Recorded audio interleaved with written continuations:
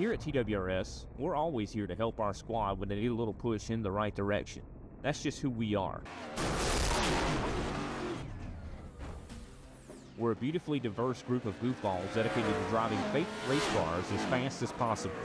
And we continue to push each other to the front using the power of nonsense. We have one of the strongest NASCAR programs on the service, and you can access it all for $24.99 a month. And we just released individual subscriptions for $14.99 a month for each NASCAR vehicle.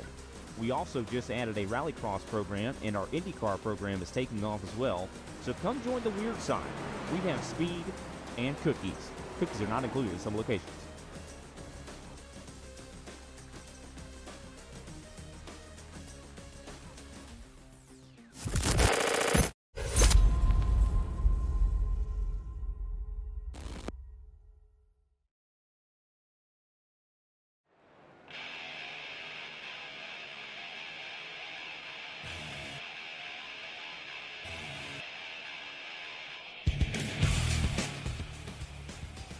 The Indianapolis Motor Speedway is home, of course, to one of the most watched motorsports events in the world. It's home to the Triple Crown. It is, of course, home to the Indianapolis 500. Today, though, we get set to send some 3,400 stock cars around in full force for 250 miles, 100 laps, getting set to kick off from the Brickyard. Hello, one and all. Welcome to Green Flag TV. My name is Ola Bempel, alongside Scott Rankin. We are bringing you all of racing action for round number 5 of the ASRL NextGen Cup Series. Scott, you and I are both very familiar with Indianapolis in some way, shape, or form. It is, of course, one of the most famous racing venues and one of the most unique venues in the entire world. And honestly, despite its deceptively easy look, one of the most difficult tracks we can go to on the season. Yeah, it's, you know, the track looks relatively wide. The banking sometimes catches you a little bit off guard. And this is one of the few circuits on the calendar where you look at and you go, this is actually a true four-corner track, right? You've effectively got four 90-degree left-handers, which changes the formation a little bit. Turn 1, really not all that important. Turn 3, it's probably a little bit more important than Turn 1 is, just because of the nature of the banking is, but it's Turn 2 and Turn 4. They're where you set your passes up. You've got to be in the right place as you come through 1, but if you have a bad one, you can recover off of 2. That's sort of how you set up the racetrack around here. And a little known fact, Nolan, whenever Indianapolis comes up in the schedule, I get a bunch of messages in my inbox from all the Australians. Why? I'm known as the Australian IndyCar guy. I actually hate racing at this place, by the way. Well, look at that. I mean, we learned something new about you. You hate Indianapolis. I gotta be honest, I'm not a fan either. It's one of those tracks where you love it or you hate it. I'm personally in the hate camp for driving, just because I can never find the line. But that's what makes watching racing here so spectacular, is watching drivers putting it on the limit time after time again. And with the championship battle still as close as ever, you know for a fact that a lot of these drivers are going to be gunning for big points this afternoon.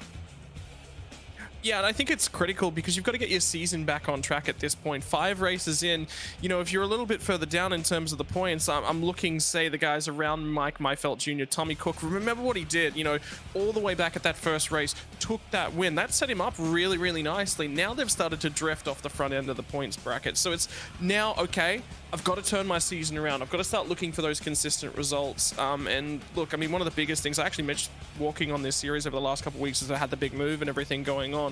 But I was interested to see how this mid-pack would sort of develop. There's a couple guys that are back here that have got potential. Rutherford, I believe, won a couple weeks ago at Rockingham as well. So there's a bunch of different guys in the background here that have drifted out of the points that should potentially be a little bit further forwards. They've got to start earmarking races here and going, I've got to win this race. I've got to push myself a little bit further forwards. So look, stronger seasons from some guys, weaker seasons from others. It's, of course, going to be a wild show here this afternoon. You've got yourself with a lot of cars that are going to be looking for big points this afternoon. 18 total have set up qualifying laps. So with that, we're going to take ourselves to the rundown of your starting grid, show how everything's going to line on up for 250 miles and 100 laps around the Brickyard. It is going to be Hunter Engrave on pole position with a 52.230. Brody Gunter starts beside him on the front row for 510 Racing. Paul Ellison for the Alabama gang starts in 3rd. Johnny Hamby is in 4th with Matt Schlosser back in 5th. Kyle Zittel starts his race from 6th. Joshua Hickey is down in the number 7 spot. You're going to have, of course, Tommy Cook in 8th. Josh Rutherford is 9th, and Yen Van Leer rounds out the top 10. Throw it over to 11th for Carson George for Fan Fuel Motorsports. Corey Rutherford's work in progress racing starts outside the 12. He's the second car 1 second back. Nate Morris and Casey Campbell for Speed Mafia are going to round off of row number 7. Rob Williams in the Team 200 entry off alongside of Mike Jr. in the Privateer entry, just about 2 seconds back. Then we get into the drivers that missed qualifying. Jarrell Williams, the Black Ice entry, and Matt Williamson are going to round out your 18. So 18 cars ready to rumble, and about 2 seconds separate top to bottom. Then, of course, Williams and Williamson, boy, trying to say that 5 times fast, not able to put down qualifying laps in this qualifying session. Do you reckon that's by design, or was that from genuine mistake here? It is actually quite easy to tag the wall when you're pushing quite hard, and the other thing that you've got to sit down and sort of think about as well, next-gen cars, the grip on lap 1 not great, so if you mess lap 1 up, you got to go back to the pits, start on a fresh set of cold tires. Lap 2 is generally about where the car really starts to come to you, so going back, having to sit through that process again, very, very easy to make a mistake on that first lap. Sometimes you sort of bank it up, really look after the car, get some heat in the tires to go for that second lap. Tricky to do that. They're just not quite there on lap number 1. So you've got to do two first laps sometimes. You know, the other thing is you can use qualifying as an extra P break. You know what? Some drivers do opt to do that, and hey, can't exactly blame them. It's a long race ahead of these guys for sure. And of course, before we get to race in action this afternoon, we're going to give a quick thanks once again to TWR Setups for sponsoring the ASRL NextGen Cup Series. Want to race open, but not sure if your setup is up to snuff? Want to race something made by someone who knows their stuff? Want to know why we're asking random questions in rhyming fashion like some sort of poetry buff? Check out TWRsetups.com. Their setups are meticulously crafted and personally run by their top-tier drivers to assure you get the best that there is. So don't delay. Join the wild side of setup shops today. Working through turns 3 and 4. Scott, you got any favorites to win this race early on? No, I'm just looking deeper in the field. I really want to see Tommy Cook do well, I think, tonight. I think if he can do that and bring himself back up to that lead pack, I think he's in a really, really good shot. Also, Engrav. I mean, the guy's had a little bit of bad luck of recent. I want to see him do well. Qualifying has been good. Races have certainly not been his strong suit. I want to see him convert that a little bit tonight. We'll find out however this is going to pan on out. This pack works its way off of turn number 4. And it is now all in the hands of the number 49. They're going to work their way to the front straightaway for the first time at the Brickyard in 2024. It's go, go, go for Engrave as he hightails it down towards turn number 1. Yeah, good run in the mid-pack as well. Everyone's going to try and slot in. Dirty has a big, big factor here tonight. And picking your lane, you can already see they're trying to single file out. Everyone's looking for that slide offset wherever the fresh air is. But at the same time, cold tires getting out of the groove. You can see a lot of guys running a lot higher. They're going to struggle for the exit. One car nearly in the barrier halfway through turn 2. This pack still running strong as they fire down the back straightaway. Double file, no big mistakes yet. So this field is looking to have itself with a solid run as you work your way through turn number 3 and then turn 4 just up the road. Brody Gunter tried to get the jump on Engrave off the jump into turn 1. Didn't quite work. Bottom lane, still the fastest way around for the time being. And it will be that number 49 who will come off of turn number 4. He will lead the way at the end of lap number 1. There's a couple of distinct grooves, and you're going to see this sort of really progress. You can enter a little bit higher, rotate the car down nicely in the middle of the corner, point it off. If you're second car in the groove, and you can see this already, Gunter shifts that half lane up on the entry, looking for that clean air. That's what he's looking on the midway through 1. Have a look at how he enters turn 2. This time, Engrave sort of balances the car a little bit higher on the entry. I think he actually mixed the exit right there is Engrave. He's going to have to cover and not offer the draft. That's why he moved around. So he missed the entry, was a touch too high, and that cost him the exit. Gunter nailed that mid-corner, got low, hit the marks. Further behind, Nate Morris dropping in behind Corey Rutherford. Morris was not about to have anything to do with that side-by-side battle down at the turn number 3. Up the road, Yetman, Lear, Carson, George have been going at it. They've been going nose to tail and side-by-side throughout the opening 2 laps. Looking though like Carson George and that Amazon Camaro has temporarily won out that first battle. So we're single filed out relatively quickly at this racetrack. Right now, the fight between 10th and 11th, one of the closest ones on the racetrack. Yeah, the tricky part is, I mean, you've got to move, right? It's a big draft track, so the packs are going to form nice and early, and you can already see Gunter starting to close up.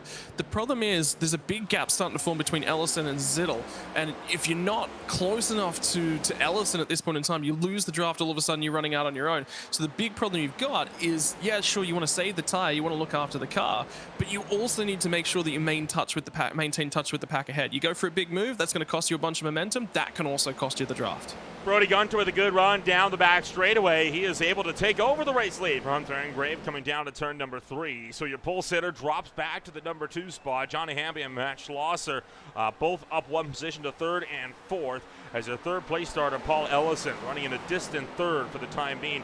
You talk about some drivers starting to break apart. Whoa, boy, Josh Rutherford way up the racetrack in turn 1. And that's a big moment. That gets him out of the groove here as well. And that says to me that he's potentially gone in there a little bit hot, or he's made a little bit of a mistake, potentially going to cook the right front tire. And the big thing, you know, next gen cars, what they actually do as well, something to consider, Nolan, is when they're on the rears, they burn both rear tires. They seem to put a lot of weight through both, which is both a good and a bad thing. What it does mean is that your left rear tire is important. It means you need to take 4 tires at pit stop, something that you know, hasn't been a thing up until moving to the next gen. Again, more cars moving around, so he's still not settled. There's an issue with the way that car's driving. I think he's overheated potentially either the fronts or the rears. Something's going on there. He was up high in turn 1, back on lap number 3 as well, so maybe he just hasn't figured out that braking point either, but I would hope with about an hour of practice, of course, all through qualifying, he would have something figured out. He's going to try to follow Nate Morris. Morris taking over the inside of Corey Rutherford. Now Joshua Rutherford's got that inside sorted, but you can tell it. Was he getting a little bit loose there even through turn 1? Well, he just had no momentum on the mid-corner, and he's finding no drive. So whether or not he's just trying to look after it, keep the car low. See the way that the car didn't track out to the fence right there as well? That's quite critical. That says there's definitely some sort of issue with that car. Whether or not it's right rears that are overheated. One of the big things about these cars is those low-profile tires means there's not a lot of rubber. There's not a lot of side force, and it's very, very easy to overdo the tires. Oh, in the barrier. And that was Jarrell Williams pushing too hard, too early. And Mike Milfeld Jr. going to get around him on the inside line. So Milfeld up to 14th. Williams, of course, did not put down that qualifying lap. He was looking to have himself with a good outing, but that slap into the wall is not going to do him any favors. That's some pretty hefty right front damage. Doesn't look like it's impacting his pace too much, but that'll be something he wants to keep an eye out for. No, he's definitely going to be pace impacted. Just look at the offset of the front splitter as well. The air's not going to be going over that right side. So the car may be okay for now. He'll be a touchdown. Look at the wiggle as he comes off the corner as well. That can be basically a feature of a car that's struggling for front downforce. Sometimes you adapt for that by rotating with the rear of the car a little bit more. That works well for 5 or 10 laps, but anything beyond that, and the next-gen car and its sensitivity, yeah, she's not going to last. Going into the outside wall again, coming off of turn number 3 that time by, and that will allow Milfeld to the inside. Milfeld braked a little early for turn 3, and that caused Williams to overshoot his corner. Corey and Joshua Rutherford side by side again down the front straightaway. Joshua Rutherford, he's going to be taking over the 12th place spot down to the turn 1. Corey Rutherford trying to size him up for an over-under, potentially into 2, but way too far back to get a run going. Yeah, and Corey just looks like he's recognized that these guys are starting to really fall back from that lead bunch as well, which has now become a tighter 4-car pack. Engrab's actually lost the lead, I believe, as well, so there's been an overtake for our race lead. That took place about, I want to say about 3-4 laps ago. Gunter got a good run going down the backstretch and took it down to the turn number 3. So Engrave is able to, he's still holding touch with him. I mean, he's keeping him nice and honest. One mistake from Gunter and Engrave is going to be right back up to it. Do you reckon possibly fuel saving? There is some draft down the straight, but it's not as critical as at the tracks like the super speedways. Well, one of the big things I was saying, look, this is no doubt about it, a super speedway, right? 2.5-mile track. And what that actually means, it's actually easier to save laps worth of fuel at a short track. The difficulty with short track racing is that it means you've got to come out of the gas a lot earlier. So you do lose a little bit more speed, drafts a lot less. So the amount of fuel that you've got to save to get that extra lap is a lot higher at these bigger tracks. But you can lift more. The draft is doing a lot more work, and you're not punching anywhere near the same hole through the air. There's more racing deeper in the field. This is the battle for 15th. Rob Williams Corey Rutherford and Matt Williamson all in a line. Corey Rutherford has been hemorrhaging positions at the start of this race. He is down 4 already, about to be down 5 if the 199 can get to his inside as well. So this is not a good run for Corey Rutherford today. Indianapolis not agreeing with that. Mullen Music Productions number 5 Camaro early on. He looks tight. I think the problem he's having is he's either caught the barrier, he's got tight, potentially gotten too close in behind somebody else. Look at how deep he sent it down into turn number 1 as well. So he's driving that car quite hard. And when you're rotating the car up off of the higher lane entry, you do use a lot more front tire to bring that car in. Look at the loose effect of the car as they swing off the corners as well. So again, you're trying to get back to the gas nice and early, rotate the car, but you got to keep it balanced, not really overwork that right rear. The difficult thing, and one of the things I think these drivers are starting to figure out, one of the things you can't practice in practice runs because you just really can't time it, you can't set it up, is that the pace comes up when you're in a pack like this. The dirty air, you can't practice around that because what happens is you'll end up on lap 5 of a run and somebody else will come up behind you. Well, they're going to be 5 laps fresher in terms of their tires. So they're going to breeze on by you, keep on going, and not feed you that dirty air for a very long time. So practicing being in the dirty air consistently comes from just sort of knowing how the car tends to handle. But a lot of these guys will be getting their real first taste of long run pace and how to manage that right now. Matt Schlosser fighting his way past Johnny Hamby. He'll take over the number 3 spot. So Hamby onto the last step of the podium, and now has about half a second to reel in to Engrave and Gunter up the road. Now, granted, Gunter and Engrave not fighting too hard, so if Schlosser's pushing, and it does look like he is, he should be able to catch them without too much effort. He is well within the draft, which is no doubt helping him as well as they work down the front straightaway for what is end up going to be now the 10th time tonight. Sorry, 11th time tonight. Already we're 10 laps down with 90 to go. It might look like a long race, 250 miles, but these races can still fly by if they go unimpeded. Well, one of the big things about long straightaway tracks is you get that speed up, and I don't necessarily know the restrictors. They definitely do have some of the restrictors in place to keep the speed down a little bit, but it's not a full-on restrictor plate package. You know, one of the big things is that speed on longer straights really comes up. So compared to short tracks, you run 250 miles at a short track, it's going to take you half the night. You run 250 miles at a big track like this, much quicker. The average speeds are just so much higher. And Indianapolis has got one of the highest average speeds. And if you talk about IndyCar, it does have the highest average speed of any track anywhere in the world. The top 4 breaking away very nicely from Kyle Zittel on back. They're in a league of their own. Kyle Zittel kind of a bit of no man's land back in that 5th place spot, and then he got everybody else 6th, 7th, 8th, 9th, kind of loosely spread out throughout the course of this field. But right now, quite a few drivers still with these midfield battles to be decided. I think everybody's kind of settled into their own little battle packs, and for the most part, these are the drivers that you're going to be racing with for most of this race tonight. So best to figure out early on about what their strategies are. Jan Van Leer nearly junked it into the outside wall off of 2.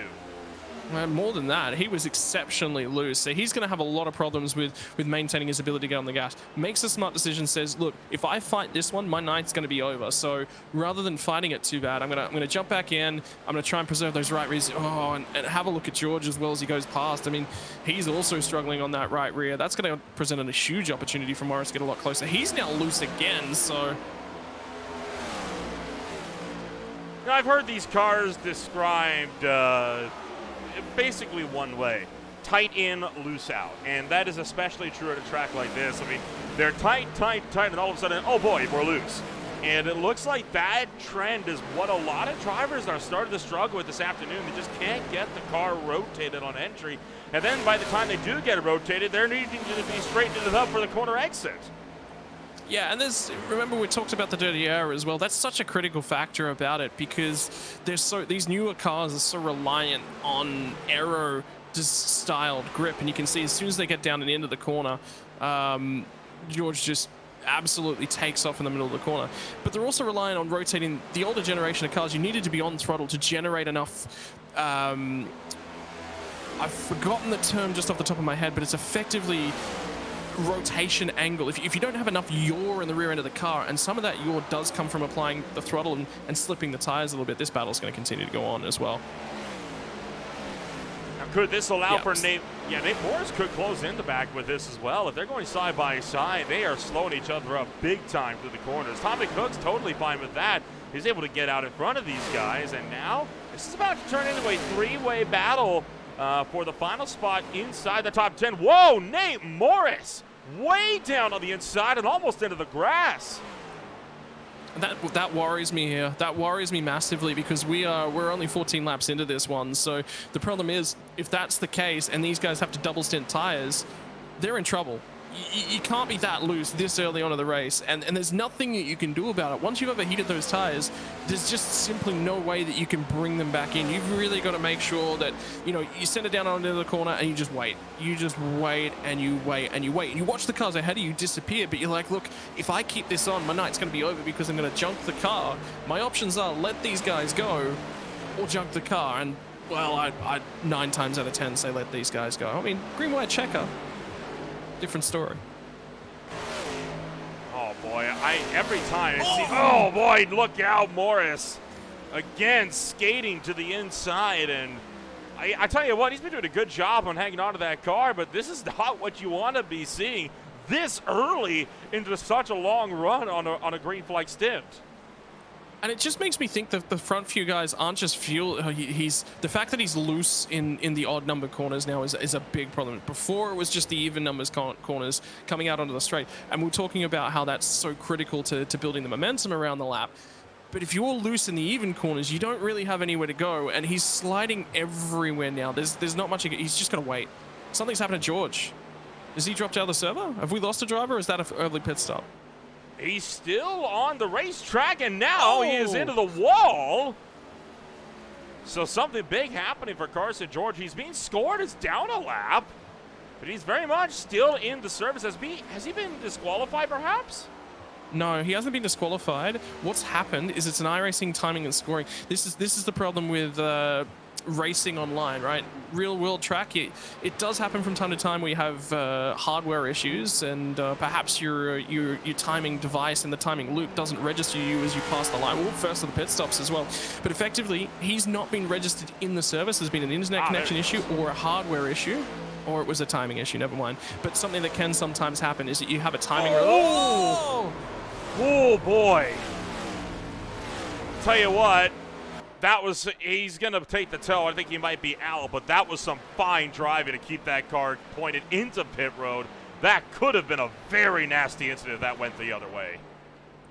Interesting to see that N grabs the first one to pit. That's an interesting call.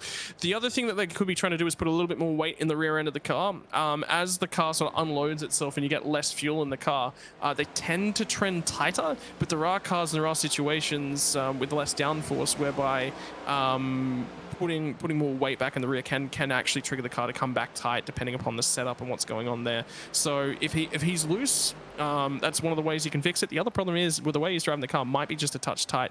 Gunter's going really long, so I think Gunter's trying to cut a pit stop out of the race here. If you know this race is going to go green, that's obviously a good strategy to try to cut that pit stop out, but that is never a guarantee, and we almost saw yellow flag number 1 when when Carson George tried to come down to pit road and lost it on the entry. Multiple other cars in. Mike Milfeld Jr., Gerald Williams, Rob Williams are all into pit road as well. So several drivers pitting, and quite a few of them from the top 10 as well. Interesting to note as well, with the layout of this track and everything that's going on, one of the drivers just missed their pit stop. I think that might have been Mike Felt Jr. With the longer lap time, Hunter Engrab is actually going to stay on the lead lap, so now Gunter's in, so that's not going to chop a pit stop out. You need to get to lap 20 to chop a pit stop out. And I'm just going to go out on a limb and say you'll see no one chop a pit stop out tonight, and the reasoning behind that is you've got to hit the even numbers. As these fields split up, you just lose all ability to save that fuel. So Schlosser caught those guys quite aggressively, started saving fuel. Now the next problem he's going to find is he's going to have to run so many laps out on his own, he won't be able to make those marks.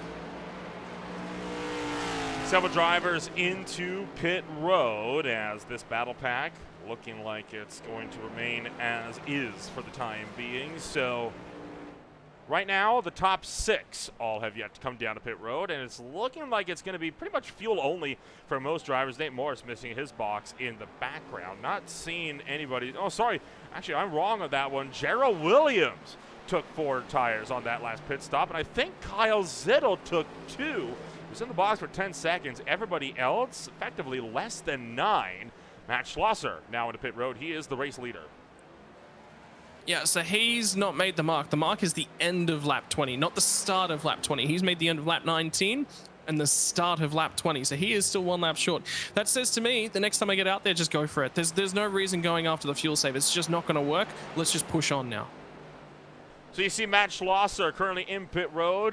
Brody Gunter coming around through turn number 4. This is the battle for the race lead that you see on screen right now as this pack settles in for the long haul on this one. There goes Schlosser, fuel only. He is out of pit road. Brody Gunter in the box, though, for a good half a second less than Schlosser. He should be able to retake this lead pretty convincingly coming around through turn 1. Yeah, oh, so sorry, there he goes. Engrave.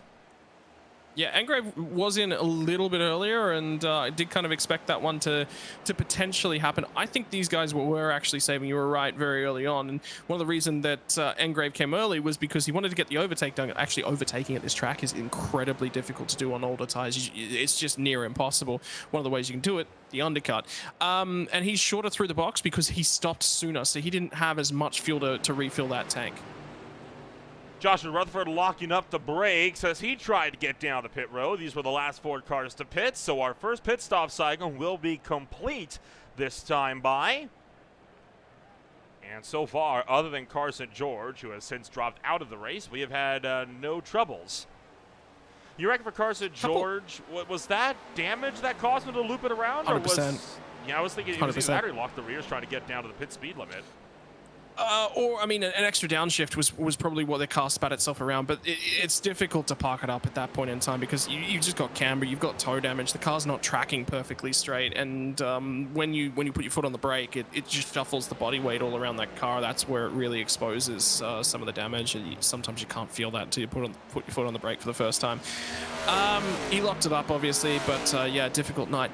Interesting to note, that group of cars that did just come down the pit lane, they made the end of lap 20. So they are on cycle to do it, but they are now such a long way back. They've cost themselves so much time. Look at the margin for that group of cars. They're all out over 20 seconds after 1 run. That's a problem. You will make the pit stop up at this pace. One of the interesting facts about Indianapolis as well, in the bigger tracks, 2.5 mile tracks, think about pit stops at Daytona, think about pit stops at Talladega. You can pit and stay on the lead lap, but you've got to be right at the front of the queues to be able to pull that off. You saw Hunter Engrave when he pit, he actually did not drop off the lead lap. It's a great pit stop for drivers like Engrave, Gunter, and even Hamby to an extent. Matt Schlosser, though, losing out by a good bunch, but you're right. I mean, Josh Mahiki himself down by 10 seconds just from 4th place alone, and then everybody else in the field still running on their lonesome. So this is something that we're pretty used to seeing throughout the ASRL races. We're used to seeing guys like Engrave get out in front.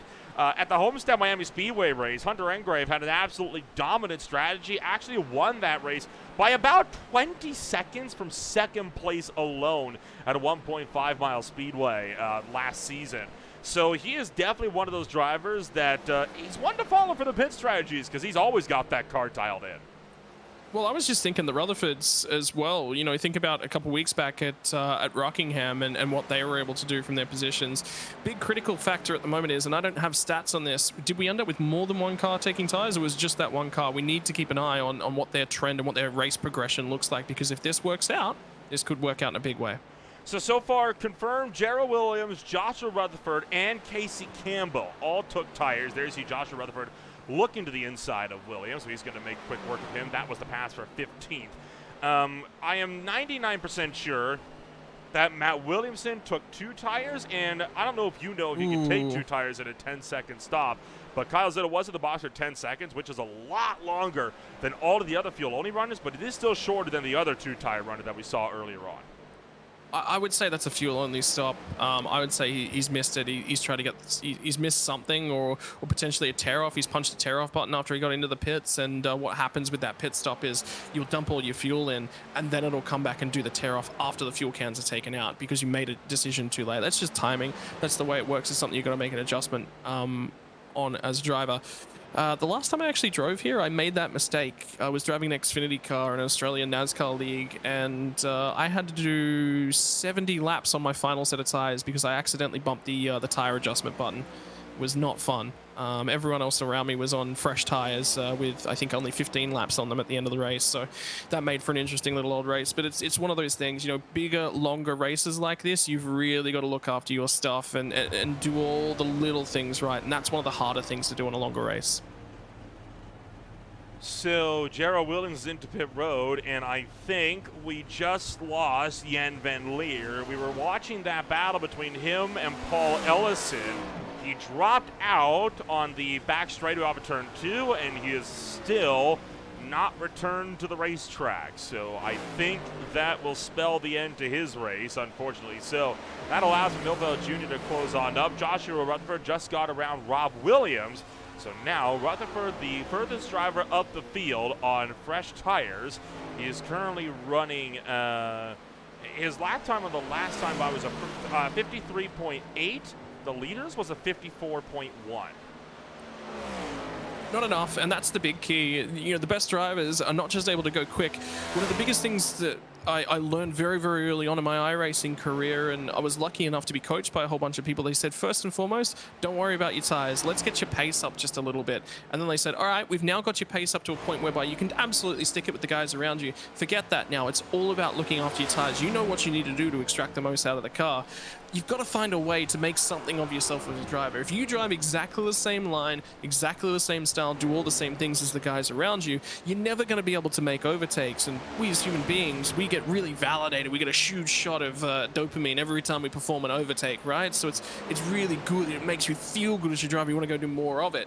Sometimes the best thing you can do is sit back, look after that rubber, and particularly where you've got a double stint on the tires, remembering these guys are probably going to have to do 40 laps-ish on their first set of tires.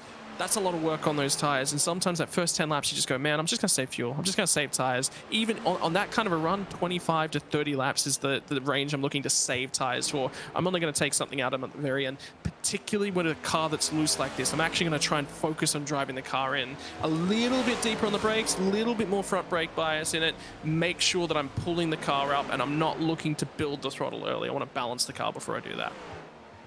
So a few battles up and down throughout the field. Right now, this is the exchange for 11th as Nate Morris got loose off of turn 4. Matt Williamson gets by him. He is chasing Corey Rutherford, who's just half a second up the road in 10th. A bit further up the road with about a second between them, it's Millfeld and Ellison, but Millfeld has been steadily pulling away from Paul Ellison behind. And then you got the fight for 6th as well between Kyle Zittel and Tommy Cook. Cook has been steadily reeling in Kyle Zittel and actually gained 0.4 of a second just the last lap alone. It was a 55.2 to a 54.7. So you can tell that Tommy Cook is on the move, and he is looking to put himself further up towards the top 5. Williamson gets around Rutherford as well further down the field. Yeah, I think this is a really good opportunity to just sort of jump on board with one of our drivers that's in these battle packs, because the lines are really unique around here as well. Have a look at how loose that car is, and a lot of that actually comes from steering wheel. You've got to unwind the steering wheel very, very early on. Watch as he gets down here into turn number 1. What you're looking for is you want to be next to the curb, but not touching the curb. You're doing that, you're hooking the bottom of the racetrack. The banking's going to help you out a little bit. You sort of want to position your left side tires just in between. Oh, you touch the curb a touch. And that didn't help things, unfortunately. But balance the car. Get the car down. See how he's shifting as well? I'm not too keen on that, because that just completely and utterly upsets the car in the middle of the corner. So he didn't balance things very nicely off of turn 1. That set him up to lose a lot of the draft. Now he's got to rebalance that, find all the margin again, gets down in here. Have a look at the rotation from higher. What you're trying to do with that high to low line is you're pointing the car really, really late so that when you get back to the gas, the car is pointed very, very straight, very little wheel in it. That's how you save right rear. And what he's also doing here as well, he's putting in the clutch as well, every quarter as well. Watch the RPMs here as he comes down to turn number 1. But all of last lap, every time he turned in, he put in the clutch for about half the corner before putting it back in right when you would expect. I've seen this done in 2 different ways. He's shutting it off. Yeah, I was going to say, well, one of those ways is to save fuel, probably what he's doing with him shutting off the car. The other one, though, I've seen some drivers attempt this to try to help rotate the car a little bit more when they put the throttle back into the rev spool up. But that allows Josh Rutherford to close right to the tail end. He's making that move down the back straightaway. Yeah, so what's going on there is you're kicking the diff back in, right? You know that if you've ever tried to bump start your own car, you'll know that the rear tires don't really want to move initially. When you see him switch the engine back on, you can actually see that in the attitude of the car. That was right when he switched the engine back on. What's happening is it's locking the rear tires, puts heat into them. It doesn't turn the car, so to speak, but it does just lock the rear end of the car up. It's not using the brake, it's using the compression in the car. Can do damage to an engine if not managed correctly. iRacing won't do damage to the engine. In real life, you absolutely would not be doing that. You'd just be using the clutch. You wouldn't be switching the car off. You do that under caution only. Just because it's just too much pressure being put through the drivetrain, put through the engine, you will absolutely break something. But, you know, iRacing, sim racing, we get a little bit of a pass on that, get an option to develop the cars, develop the way that we drive it a little bit different. It's one of the things that it creates. He is driving on a knife edge every time, especially in turn one. It looks like he's about to send that 5 car into the inside wall or overcorrect it back into the outside wall. And right here again, look at him breaking out the back end through turn 3. I mean, this is absolutely nerve-wracking to watch.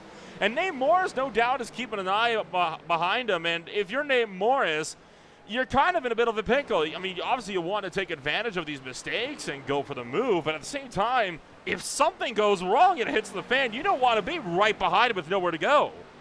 What I'd be saying to him, to Rutherford at this point in time is switching the engine off and back on like that is hurting him more than it's helping him. Because when he kicks back into that engine braking, it's also taking some speed away, and he can't maintain the speed. He just needs to be clutching.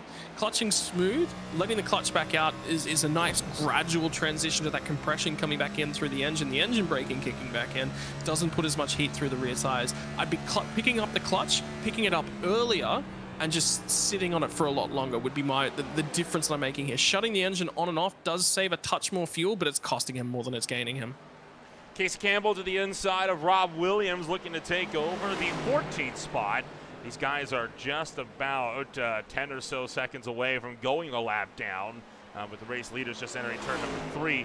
So they're side by side through 3 and 4. Casey Campbell with the Speed Mafia Mustang still down to the inside, but that turn 204 actually pulling the outside line quite well, and he could actually take that spot back off of turn 4, and he's going to do just that. The difficulty with getting the overtake done is what you just talked about. Momentum comes from that top rope, from that top step. Ooh, somebody in from a number of drivers from the front end of the field are coming in. So second round pit stops coming in, looking like it'll be about every 15, 16 laps or so. So a little bit shorter stints than we initially thought there was going to be. But of course, with the fuel tank restrictions, that is to be expected. There you see Joshua Rutherford getting around Paul Ellison, Matt Williamson. There we go. But yeah, several drivers started to come in for their second stints of the afternoon. And a lot of the leaders are the ones that are pitting early. Usually they're the ones that tend to stretch these stints out as long as possible. Yeah, and I'm one of those kind of drivers, right? It goes both ways. You sort of think about it. What you do by pitting early is you sort of lock yourself into a strategy. Now, what I think they're doing is that they recognize that they've got to run the tires for two stints effectively. What's the quickest way to do that? 33, 33, 34. You got to find a 34 lap stint in there. So next stint might be a 17, 17. Oh, that's a speeding penalty. Yeah, that is 30 seconds and counting. He came in a little hot, and you saw the tail end was kicking out on the entry. I wasn't sure if he had got it down in time. I thought he had, but evidently not. So all of a sudden, it's the penthouse to the outhouse for Hunter Engrave, as he is going to be dropping all the way down to 15th and beyond. He is easily going to lose a lap. I think this is this is a one-lap stop and hold. He's had to stop it for 55 seconds. That is a brutal penalty. Did he clout the cone as well? So what I'm thinking with that one is that that's not just a speeding penalty. That's multiple penalties that he received. So unsafe pit lane entry, speeding on the way in. I'm thinking it's two sets of penalties. You're probably not wrong even, but it's an unusual mistake for Engrave to make. But I mean, this is a track where even the best of the best can get caught out. Absolutely nobody is immune to Indianapolis Motor Speedway. It's one of those tracks that will punish anybody for any mistake to make, because those walls and even those pit speed cones, they're always a lot closer than you think they are. Was it Kyle Zittel that came to the lane with him? What we've got to keep an eye on, Zittel's going to give us a little bit more knowledge about what the lap times are looking like. And he's probably the key car to look at. If Engrave can pick up the pace a little bit, I think these guys are going to run a lot longer. Did Engrave pick up? Did Zittel pick up a penalty as well? No, It 15 was Hamby. seconds. Sorry, my apologies. It was Hamby. Hamby was the driver I was looking for. Johnny Hamby is actually out on the racetrack right now, and he's in the middle of a battle as well with Rob Williams, who has not come down to pit road yet, and Casey Campbell. Hamby did take tires on that pit stop. That's why he was able to get around Rob Williams. Casey Campbell's still in the wings here as well. Here comes Brody Gunter into pit road.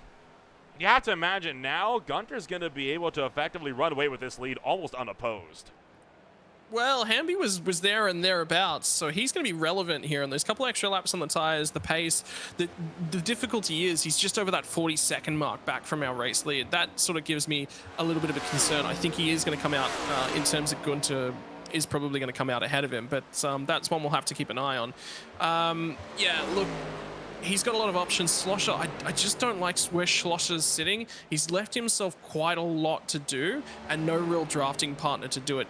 Is he going to cut a pit stop out? Yes, absolutely he is. But the tires, that's the big key. If we get a caution at any stage in the race, Schlosser's strategy is going to be the better one. But the overall faster strategy to the end is absolutely 33, 33, 34.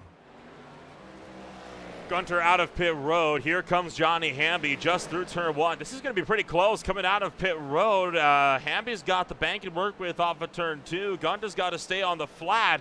So Hamby with a distinct advantage down the back straightaway. There's Hamby right behind off the corner.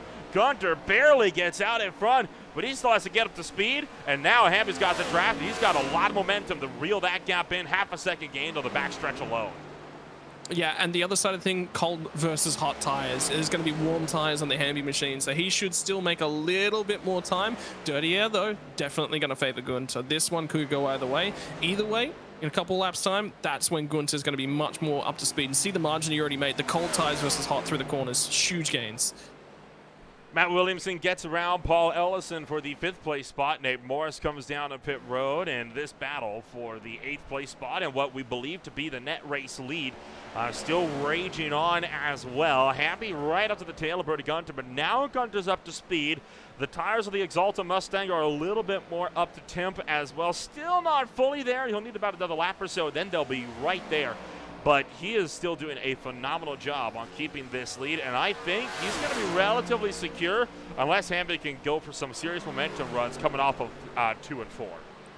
Yeah, the interesting one, though, isn't actually these guys that I'm looking at. It's Schlosser. It comes down to Schlosser. Schlosser's close enough to all of these guys that if he can save the extra margin, remember, the problem he's got to run 21 laps on this stint. He only ran 19 on the first. He's got to find a 21-lap stint somewhere. If he can do 20 for the rest of the race and find one 21-lap stint, he's gold. But the problem is he's got to find 21. It'll be the second stint on a set of tires is the easiest because you're in the throttle significantly less on that second set. Second, he hasn't made it. He's coming to the lane. Yeah, so he's in trouble. He can only get 19. The problem I was about to say is this now means he's got to find 21 laps on 2 stints, and he's just proved he can only do 19. Effectively, what we're saying then is Schlosser is not going to be a threat to win this race unless we get a caution. Yeah, but I like his strategy better if we see it. As soon as we see a caution, he's favored, but not, home and secure. He's still got some work to do, but in a good spot. Gunter and Hamby right now the only battle on the racetrack that is nose to tail with less than a second between them. They are both catching up to Corey Rutherford. Rutherford still is yet to pit. He has managed to go 20 laps on his first stint. Same for Paul Ellison and Joshua Rutherford up the road. So far, nobody has been able to push it to that 21-lap mark. I think 19 is where most people want to come in, but 20 is the absolute maximum that you can go when you're trying to save a bit of that fuel. Corey Rutherford, though, I'm expecting him to be in either this or next time by. I think he can make it. I think he's going to be next time by. And the benefit for him is now, yes, look, he is off the lead lap, I believe. So actually, that might have been for position. In fact, it actually was for position. But the problem is he's still got a pit stop to make, and look how loose he still is just trying to make it. So he's now effectively a pit stop behind, even though he's just been passed for position. If he comes down this time, he's in trouble. I want to see him go at least to the end of this next lap is the big marker for him. If he can make those 20 laps, he's okay, but he's still a pit stop behind. That's how much that pace has cost him. Joshua Rutherford and Casey Campbell are down and into pit road as well. Matt Williamson, Hunter Engrave started to close in. Hunter Engrave, of course, way off cycle as a result of that huge penalty. So he's off by about 2 laps or so from everybody else in this field. Matt Williamson, with him letting Hunter Engrave by, I was expecting to come down this time by, but of course Williamson just pitted on this on these last couple laps as well. So right now, Paul Ellison is the last car we are waiting on to come down to pit road this rotation, along with Corey Rutherford. Casey Campbell, mentioned him before. He is into pit road, getting a fresh set of 4 Goodyears right now. Should be off the jacks, off and away. I was a little bit worried for a minute, thought he got caught with a penalty as well. But so far, looking like Engrave and possibly Williams, the only drivers with that one, as Jared Williams was also in the box on lap 23 for 2.5 minutes, although that may have been to fix all of that damage that he took earlier in the run. 100% it was. And I want to know what Gunter paid the guy standing there with the speed gun, because that might have won in the race tonight. He's gotten in with the Indianapolis County Sheriff, I guess.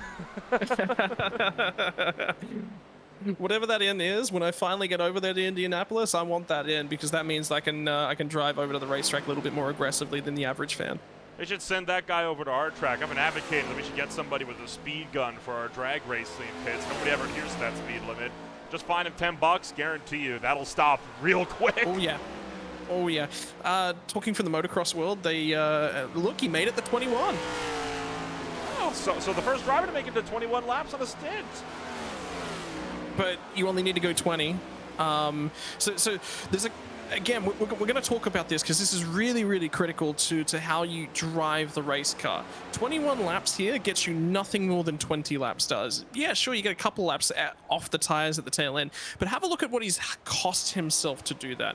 If he could have driven to the 20 lap marker instead of the 21 lap marker, he wouldn't have been as loose, wouldn't have been costing himself time on the middle of the corner, could have been driving the car more accurately, look after the tires better, his pace would have been a little bit stronger, and he would have saved the fuel that he needed. Going these extra 2 laps here, there is no benefit. You cannot chop a pit stop out with these 2 laps. We're going to have 3 more stints here. He's going to effectively get 10 laps better mileage than everyone else. There's no extra pit stop you cut off in that range. So what you want to do is cut it down to 4 pit stops, which is 20 all the way through, versus the 16, 17. That's 1 extra pit stop. That's 5 pit stops for those guys that are on that strategy. He's gained no time, gained no pace, and he cost himself, I would say, with the way he's driven that car, 15 to 20 seconds a stint minimum, which is a lap effectively and a pit stop. So he's cost himself a pit stop with the way he's driving that car. Well, I mean, you just saw Brody Gunter and Johnny Hamby drive around to lap him, right? He was saying that as he came off of pit road. So it's unfortunate, right? I mean, Corey Rutherford is a driver that we've seen have a lot of pace. He's shown a lot of promise earlier on. He's just got to figure out these more difficult racetracks. And we talked about it earlier, right? I mean, it is far from an easy schedule that these guys are having to manage here. I mean, absolutely. And next week is no easier. Circuit of the Americas, that's one of the most brutal road courses that these Gen 7 stock cars can be taken to. The Milwaukee Mile is going to be immediately following that. I think Nashville Super Speedway, you mentioned, was going to be one of the easier tracks these cars will be running in the middle of September. But, I mean, it's been a very skill-based first half of this season so far. And I think this has really shown who can be good at fighting for a title. And right now, I'm unfortunately not seeing that too much with Corey Rutherford. It's, again, I'm not sitting here and going, okay, the fuel saving thing is bad. I have won so many races from my abilities to fuel save. The difference comes from knowing when to pull the trigger. You've got to be quick. You absolutely, what we're talking about here is the differences in the abilities of knowing when to pull the trigger on all of these sorts of things. If you show up and you're a mechanic that's walking around a race shop and all you've got is a spanner, just one, I'm going to use metric terms here, so hate me all you like in the comments, but one 12 mil spanner, one 10 mil spanner, that's all you got in your toolbox. There's a lot of jobs you can do with a 10 mil spanner. You know what? An adjustable wrench, a shifting wrench, right? You can do a lot more jobs with that one. You can't do them quite as well. You know, you're an all-rounder, you're not perfect. But if that's the only tool that you got in your toolbox, well, all of a sudden you don't have a screwdriver, you can't undo any bolts. You don't have an Allen key, you can't do that. You don't have a torque wrench, you can't torque things down to spec. That's what all of these different little bits and pieces of the ability. If you can fuel save, well, there you go. There's your torque wrench. Now all of a sudden you can torque things down to spec in the engine bay. You can make sure those tires are bolted on correctly and down to spec. If you can find yourself a way to really look after the tires, there's your Allen key set. You can adjust things inside your cockpit a little bit more, work on some more vehicles. If you can find what that screwdriver is to your toolbox, perhaps it's short run pace. All of a sudden you get a short run. There's not a lot of screws going around in the car world these days. Mostly it's, nuts and bolts. But all of a sudden that's another tool that you can apply. If you've only got one skill set, you're going to win one race a season, maybe, if you're lucky and somebody else doesn't do it better than you, somebody else doesn't get lucky in that race. But if you've got a full bag of tools, Gonta, Hamby, they've got it, you're going to win a lot more races effectively because you've just got this breadth of options. I'm not sitting here and saying every single time you pull out every tool in the toolbox, you're going to win a race, but you're going to give yourself the ability to get those jobs, right? To get the stuff in that pays the bills. And then sometimes you're going to put the torque wrench on and, well, the thing just doesn't want to work anymore. And you're going to lose that job, and that's the luck of the draw, too. So Engrave and Mike Belfeld Jr. currently the only two cars on the racetrack within a second of each other. Everybody's really spread out around the entirety of this racetrack. I mean, you take a look, this is based off of on-track position. Currently, the leaders have lapped all the way up to the 11th spot. You can see them working down the backstretch in towards turn number 3. This is, of course, the battle for 7th and 8th. And 6th place, a good distance up the road. 3rd place in a bit of no man's land. But you can tell that this has really settled into its race. And I think if we are going to get a caution now, it's probably going to be from a single car spin somewhere as opposed to car-to-car contact.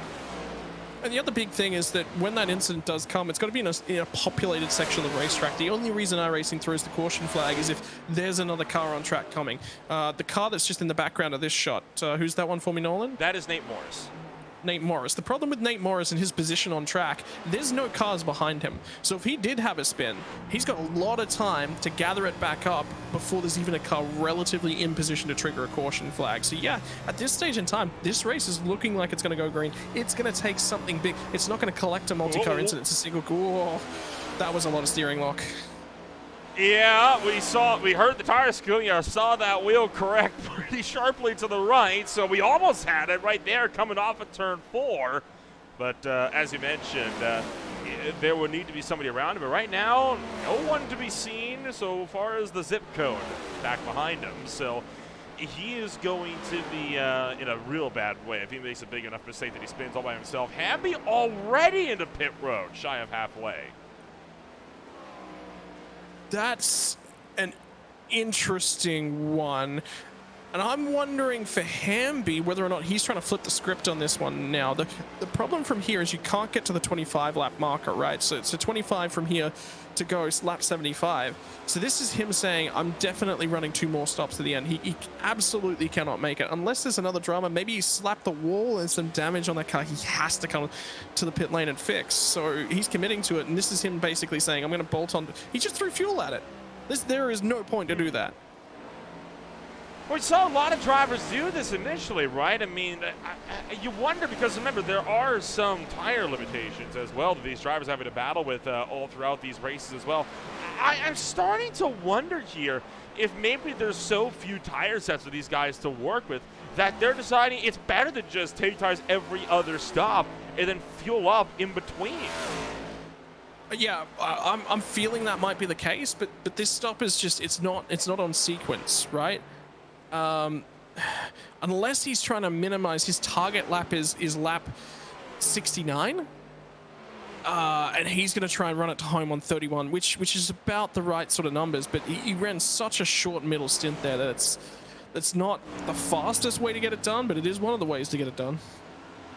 It's a way, and we've seen some unorthodox strategies actually play a big role in get some wins before. I mean, he's not the only one. Hunter Engrave coming down as well down in pit road. Now, again, off cycle, but if something goes wrong, he could very much still put himself back into contention for this race. I'm thinking this is to cover off. This is a response. Again, if these guys are locked into effectively where they are, it's just odd pit timing. I think their window is always going to be run that middle stint to 33 from home and come in from there, which is 67. That's about 16, 17 laps. That in terms of things actually does line up in terms of that. That's what they're targeting. Effectively, then not out of fuel, but yeah, definitely got to cover off. Would have missed the call, would have missed the opportunity to get in to cover off Hamby on that last stop. So he's just going, look, all right, I'm going to come in that one lap later. I'm going to make sure I hit him, and I think he's going to come in. They're going to come in at the end of lap 67, 33 lap run to home. So I've been doing some investigating throughout all of this, and I did track down the tire set limits that they are using. It is limited to 4 sets per race. That is 3 changes in the pits plus the tires that you start with. So if you can only change tires 3 times, and we're already seeing drivers come down for their 3rd pit stops, no wonder they're only taking fuel only every other stop. Yeah, so that's one set of tires that they've used at the moment. I think you're going to say probably the bulk of the field are already on that. That's 2 sets of tires to home. From here, there's one set of tire, one stop left. Sorry, no, there's 2 stops left. So basically coming from here, this is going, okay, my next 2 stops I'm definitely taking tires on. So you're going to see everyone in about lap 67. The other problem for Corey Rutherford that's doing this strategy where he's cutting the pit stop out, he gets a set of tires a little bit sooner than everyone else. So his pace will respond quite well. His back half of the race is going to be really, really quick. But the problem is pace comes up, so does your fuel burn. Kyle Zittel into the pits, and he's taking tires. So a split call now as the drivers opted to take tires on this, oh boy, on this 3rd, yay. Really wrecked it a couple times at pit road. So Zittel taking tires, Hamby did not. So he's going to take another fuel-only stop at some point later in the race. Yeah, tricky. And I mean, everyone's sort of coming in and just committing at this point. So this is not an easy one. This is just read what's around you. You're going to see some shuffling. It's that after that last pit stop is where you're finally going to get to see what everyone's on.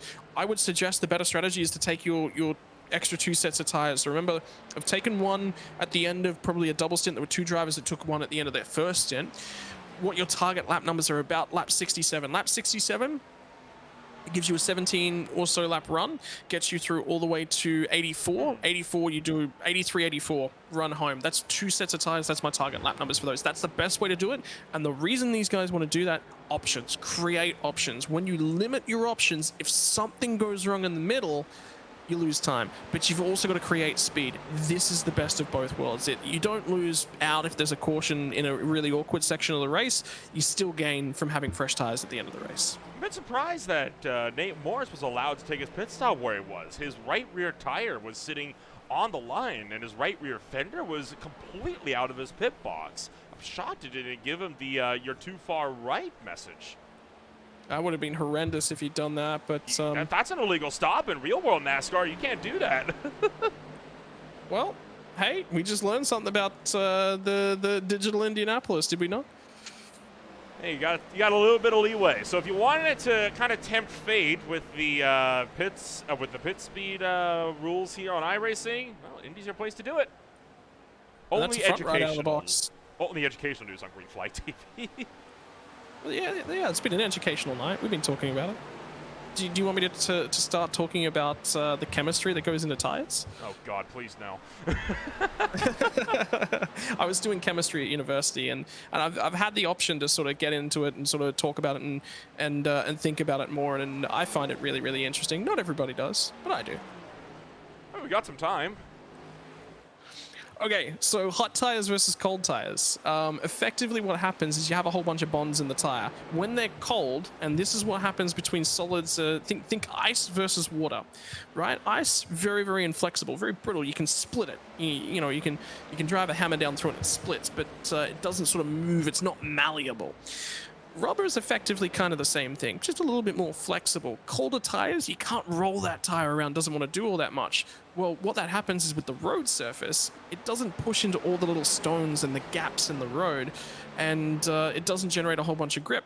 When you have a tire that flexes, it creates more friction, that gives you more grip. That's the difference between a hot tire and a cold tire. The other thing is, when you get a surface down on the road, you get stones, you get tiny little gaps in between the stones. Why do you create more grip when there's more rubber? Rubber fills in those little gaps between the stones. There's more surface to bite into. That's what the difference is between a green and a rubbered-in track. More you know. And then you drag racing guys are just weird. You guys like glue down on your tracks, so. Oh, I don't even bother trying to understand track prep. We got two types of draggers. We got you got flat rubber treads that we drag along the racetrack, and then we've got an actual ring of 4 wheels that we rotate in the opposite direction the tractor is moving to more precisely track. I don't know. It's long and confusing. I don't have to worry about that, thank goodness. But it's called an art style apparently. I don't know how, but hey, it gets cars down the track, which is it's needed when you have cars that can have upwards of 11,000 horsepower sometimes. So to each their own. So we'll see how what's going to come out of that, no doubt, further down the road. Tracks and tires. It's a weird thing. Everything we do in motor racing is about taking, hey, I've got this force, what's coming out of the engine, how do I get it into the ground the best? Even aero, like you think about that, all it's doing is creating more of a force to press into the ground, and less of a force that you're resisting going in a straight line. You get more pressure on those tires, pressing the tire into the ground again creates more friction. You can generate more engine power going into the ground. Everything we do is about making better contact with the ground. I mean, look at Formula One and the absolutely well, not even just Formula One, actually, a better example. Look at IndyCar and the USAC split way back in the 60s and the revolutionary decision to put a front engine car from a sprint car into the rear, which ended up becoming the modern Indy car, and how that completely obliterated an entire sport into 2 different sanctioning bodies. It is insane. The types of advancements that can be made on that sort of thing. It's wild how quickly, and honestly, some of the uniqueness of people trying to maximize the absolute most out of engine power to try to get the most out of it back then. I mean, you remember the double fins that they had on Formula One car wings that had to be banned because they were a sight hazard or something like that? What about the wings from like the 60s that were a mile up in the air? Yeah. Those things were cool.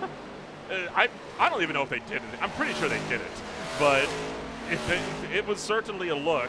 The Delta Wing, that was a very unique one in the World Endurance Championship and in IMSA. I think more in IMSA than anything back in 2012, I think it was. It's around the 2010s. You're talking to the wrong guy. You're talking to the Aussie here. So yeah, look, IMSA's not my greatest understood concept. I know some things about IMSA, but they're all very, very recent. Yeah, I don't know enough about the history. Oh, fair enough. But yeah, it's wild, and there is it's incredible the amount of innovations that have been made. And I mean, you look at these Gen 7 stock cars alone, right? I mean, you got the diffusers on the tail end. No other stock car before that runs in NASCAR has had those diffusers until the Gen 7s. And they got that completely flat underbody as well. There's been a lot of talk, especially for the last couple weeks, of the amount of airborne crashes that have been contributed and attributed to those in particular, because obviously we know they have roof flaps on them to keep these cars on the ground. But with the flattened underbody and, of course, the diffuser, a lot of people are starting to say perhaps it's lifting the car up when it turns sideways instead of backwards before the roof flaps have a chance to do anything about it. Yeah. So effectively what you're talking about there is the Venturi effect of passing air really, really quickly, generating low pressure air underneath the car.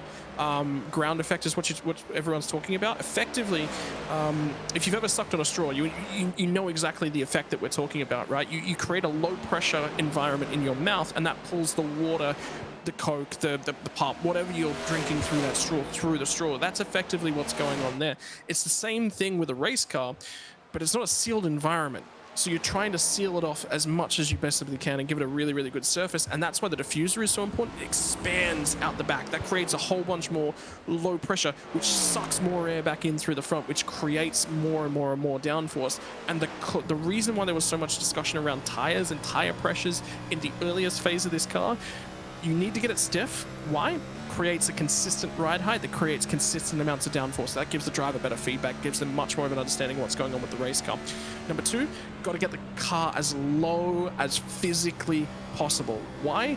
Air seeps in around the sides. As soon as you have air seeping in around the sides, ground force effect. Think about F1. When you think of those 70s cars, they had a really rigid skirt down the side of the car before they started policing that area of the car. The reason for that was to prevent air from sealing in, leaking in the sides. As soon as you get air leaking in the sides, all that low pressure effect you're creating underneath the bottom of the car, you take that away. Lowering the car by dropping tire pressure seals everything off. And with about a stint's worth of technical talk, we now have our fourth run of pit stops underway. That was fun. I had fun. I enjoy flexing the... I know nothing about how to actually apply any of this. I just know the concepts. I don't even know the concepts, so let alone how to apply them. It's weird. I mean, you hear a motorsports now saying, oh, big car guy. I'm a play-by-play guy. I know so little about the mechanical, technical knowledge about so much of this, like how it all works. And I've been corrected so many times on the drag racing side because it's so different, but it is fascinating to always get the chance to kind of do the deep dives when we get little lulls in action like this, because it allows us to really give another appreciation of just how much work there is and how well, for the most part, iRacing is able to model all of these intricacies of a racing car. Are the graphics as sharp as some other? No, probably not, but what a lot of people will say, the experience, second to none. Yeah, and that's the big thing. I mean, we were talking about the dopamine effect earlier from passing a whole bunch of guys. I'd never seen NASCAR. The only thing I'd ever seen prior to COVID, the only thing I'd ever interacted with from the NASCAR world was I'd seen splashes of it when Marcus Ambrose went over to the States and gave up a very, very successful V8 supercars career. That was it. That was my first interaction with NASCAR. Seen nothing about it. And you know, it's generally conceived, the first response is, oh, it's just turning left. I mean, that's really what we're doing. That's half of what we're doing on a circuit, but it's at higher speeds. It's with more risk, with more ways that you drive the car. So there is a lot more to it than that. And my first interaction was seeing guys racing each other all the time. That feels dope.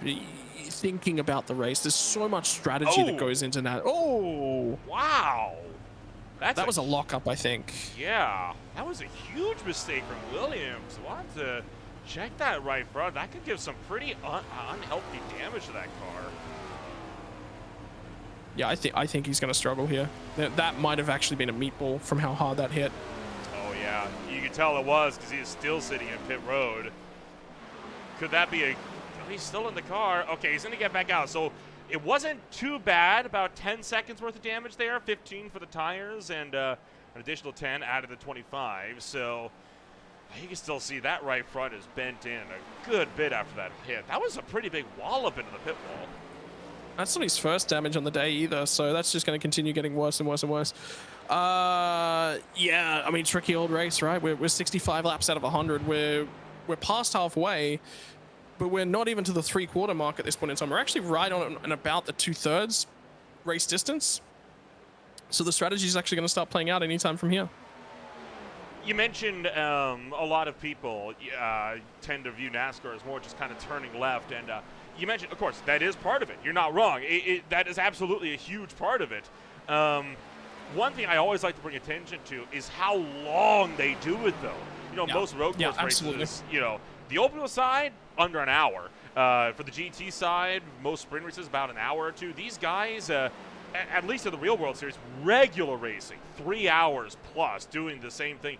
That puts in a lot of fatigue. And even in the sim like this, for long races like these, around now, you're really going to start to feel that because they have been going on for an hour now with no breaks at all in their sims. And again, a lot of us here, we're not athletes, so they're not exactly accustomed to driving around for very long stretches of time like this. Cautions allow for you to kind of shift your posture a little bit. They allow for you to, get a drink of water sometimes, kind of stretch the limbs a little bit. Can't do that when you're green flag racing for this long. So if you're in the sim like this, how do you manage that fatigue to make sure you don't make a rookie mistake? You've got to have procedures and process. That's the biggest thing. You've got to have something to recenter your focus back on. IndyCar, we always talk about it, particularly under cautions. That's sort of my highest level of experience of racing is in the IndyCar, and the IndyCar's got engine maps. Engine maps and gears, which are important for restarts. So there's literally a thing as we're going to see Rutherford on the fresher tires get down the inside again, trying to grab himself some positions. He's got the tires right now, which is why he's going for this. But it's about setting yourself up, process and procedures. If you have a rhythm, if you have a procedure that you're checking boxes every single time, it's significantly easier to do that. Some drivers, even on the road course side of things, when you've got circuits with 170 corners like the Nürburgring, but little things just like talking to yourself every couple of laps. And when I'm working with spotters, I'll say this, just a quick reminder about every 5 laps or so, say, hey, Scott, tires, rear tires, keep saving some rear tires. If I'm having a lot of problems, I'll get them to remind me about every 2 laps. Because it's just a big part of that, and it's just trigger points. Cricket. I'm going to use cricket terminology and a little bit of analogy here, because this style of racing is very, very akin to cricket.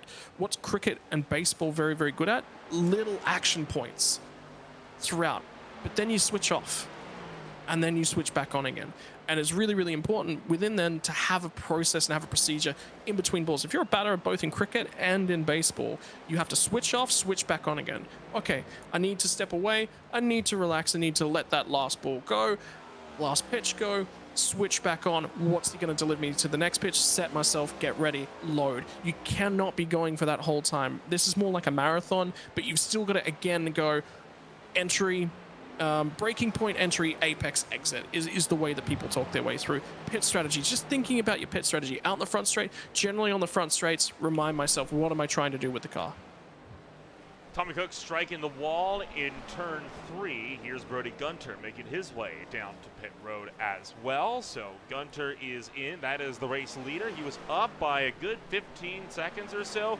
And this is officially kicking off the 4th cycle of pit stops. The last stops came down. I was just finishing off our 3rd cycle. So now for all the drivers that we saw take fuel only, we should be seeing them taking tires now from here on to the end of this race. No reason why we should be seeing anything less than that.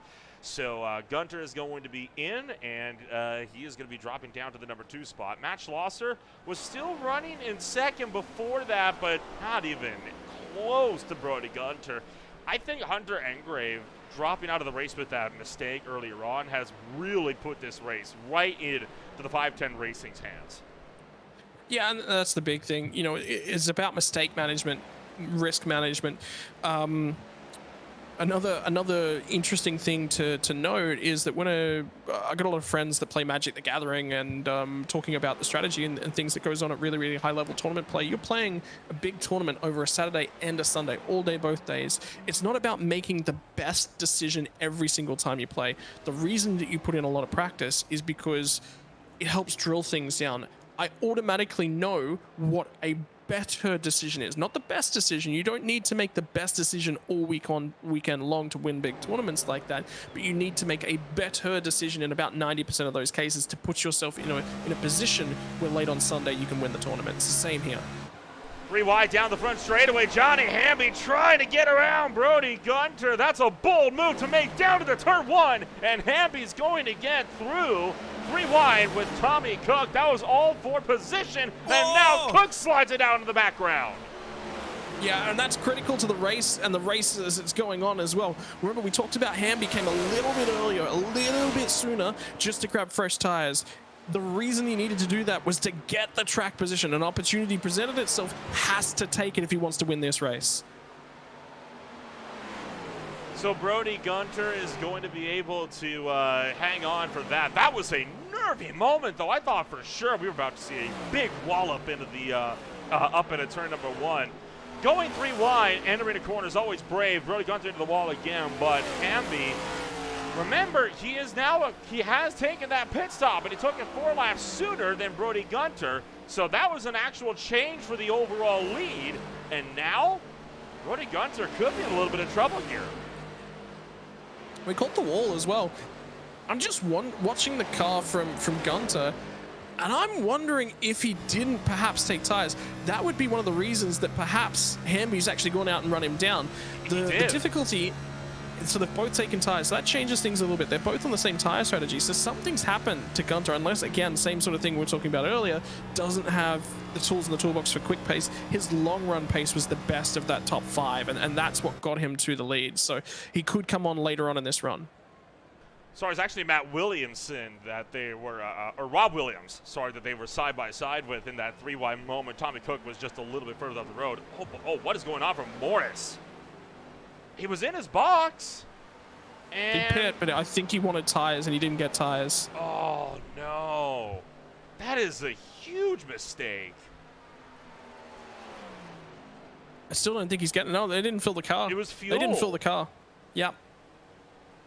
No, that's cost him a lap too. 47 seconds. Ay, ay, ay. Just didn't have it checked, it looked like. How about Engrav, though? And if you have a look in terms of your overall race pace, we're measuring him to Hamby and Gunter. We're not measuring him to Schlosser, because Schlosser's going to go very, very long here. But if you measure Engrav back to those guys, he's probably taken about 10-15 seconds out of them overall. He's been slowly reeling these guys in. He's still on the lead lap as well. The unfortunate thing, oh no, not unfortunate. He has come down to pit road about 7 laps ago. So Hunter Engrove still looking to be out there on the racetrack. And this isn't looking like it's going to be changing anytime soon. So for the most part, pit stops are complete throughout this race. We've got just shy of 25 laps to go. So I'll tell you what, we're going to take a quick step back. We're going to get ourselves a drink of water, and then we'll be back for the final 25 laps or so from the Brickyard as Engrove continues to try to run down some of the front runners.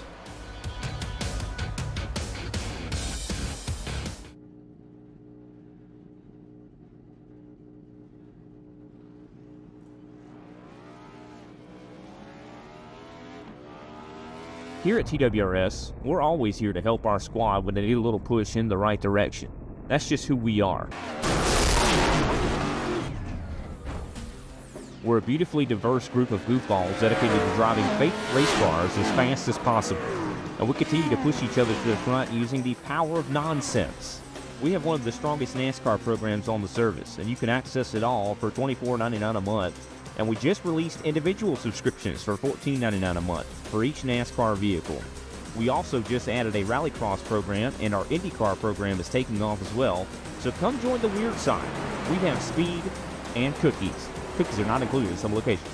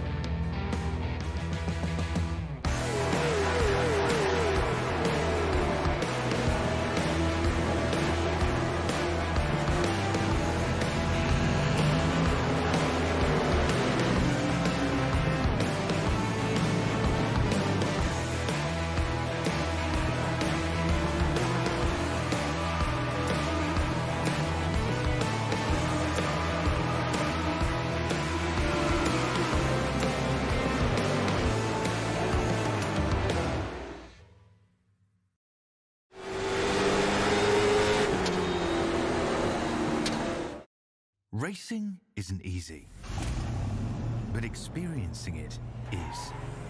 iRacing puts you in the driver's seat with the industry's leading sim racing game.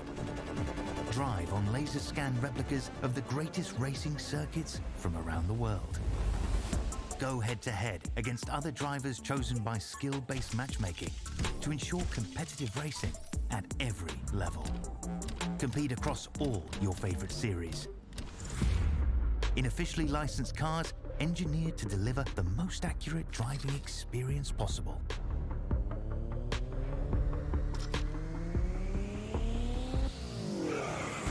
Join a race or host your own with players from across the globe. Race against the computer or in a league with friends. Feel the thrill behind the wheel. Visit iRacing.com.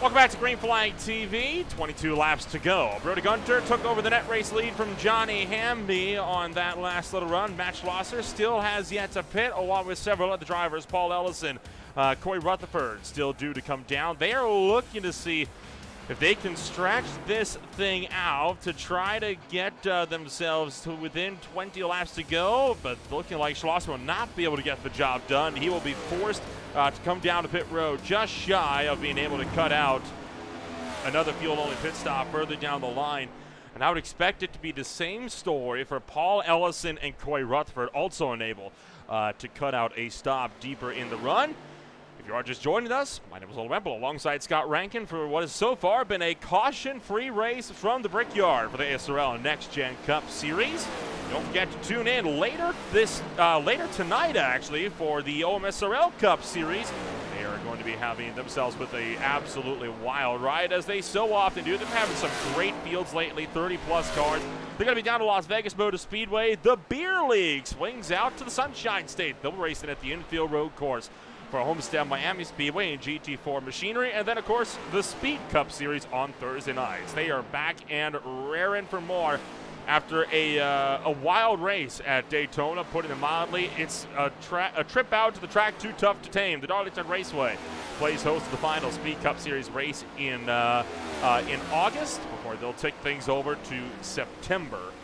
And of course ASRL will be back live this coming Sunday as well at their usual time, and this time they're going to be swinging on down next week to the first road course race of 2 on the year. It'll be the Circuit of the Americas to kick off September. I'm really looking forward to that the Beer League GT4 race from the infield at Homestead Miami. That's a tricky one. That's a really, really difficult one to navigate. And then these guys back at COTA next week, road course racing in the next gen. Road course ringers, make your way forward. If you could, if you know a road course ringer, please stand up. Yeah, that's gonna be a tough one. And the big thing about COTA is the late apexes. It is one of the more technical places. Everybody knows places like Charlotte Roval these days, Watkins Glen. You've done enough laps that you feel comfortable. There's so many guys that go to COTA and they just get nervous. There was a couple of road course races that we had in the last season. The drivers that won those, well, it's the usual contenders, right? You had Hunter Engrave winning the race at the Chicago Street Circuit, and at Summit Point Raceway, it was Joshua Higgy taking the win by about 9 seconds as well. So, you know, the usual runners. You had 2 of your main points contenders out there. We have seen some new names come in, though. So there is absolutely some good possibility that we're going to get some drivers in and ready to rumble. There's Nate Morris just leaving pit road now. And Hunter Engrave, where are you, my friend? There you are. He is. He did pit, but it was before lap 80. And that was with 22 laps to go. Sorry, no, that was on lap 67. So he's absolutely getting another one to go. Yeah. So he's going to be due down in about 3 laps time. So that's what I'm expecting him. And I'm just keeping an eye on that time from Hunter Engrave. He's 36 seconds back. The time he lost in pits was outside of 40 seconds. He's made time. He has made a significant amount of time. Hamby's going for the undercut. Johnny Hamby going for the undercut on race leader Brody Gunter, who's way up the road. Now, Gunter is in a tricky spot here. Does he want to risk that undercut, or does he want to try to go and maybe get fuel only by running that takeout drive? Whoa, look out, Engrave sideways coming into pit road. Having to lock that thing up big time to get that down to speed. Multiple times. He crossed the line too. He could be on for his second penalty here. This could be a pit lane, unsafe pit lane entry infringement again, which would make 2 on the night for him. Oh, if that's the case, he's in trouble. Williams behind, had to back up by about 2 pit stalls. And here's Engrave into his box. And I think you called it right. He just got out of the race car, so he is done for the night. Gosh, it's such a tough break. I mean, Engrave was in the catbird seat to win the championship last season, and unfortunately a very controversial incident with Jan van Leer put him down and out of that title fight, and this season has not gone his way in the slightest. I mean, he's only been running part-time, but in the 2 races that he's been at, it's not been very pretty at all for him. No, it's been like watching a train wreck, and I don't know whether or not he's just driving less, but it's the little things, right? It's not even pace-wise he's been good. He's been very, very good. I think he's been potentially the fastest, second fastest. He's been right there. The talent level's certainly there, the ability to pull it off. One of the big things that a lot of people don't talk about, though, is these little bits and pieces. It's your pit lane entries. When you're not at your peak, and you've got a driver that's not on form, so to speak, it's these little bits and pieces that they're doing wrong. You see it in all sports, right? When you're just a little bit unlucky, you're very, very unlucky. When you're a baseballer and you hit it all the way to the wall and you're thinking, yeah, this is a homer, I've got the job done, somebody jumps up, sticks a glove to it, and it's caught. And it looks like a brilliant play, but that just happens week in, week out when you're just out of form. You finally get something to go your way, it certainly happens. So things start feeling like they're going to go your way, something steps out, you feel like you're practicing enough, you feel like you're hitting all the motions, going through the motions, everything feels good, you're just not getting the result. I think he's having one of those seasons. So Jarrett Williams has inadvertently and very unofficially set the track record at Indianapolis Motor Speedway. I don't even think I don't think a Top Fuel Funny car could get around here as quick as he did. 20 seconds was the lap time. And there is an explanation for this, and it's not just the timing glitch. What happened was his pit stall is situated right behind pit road. In fact, it's that yellow stall that just flashed by.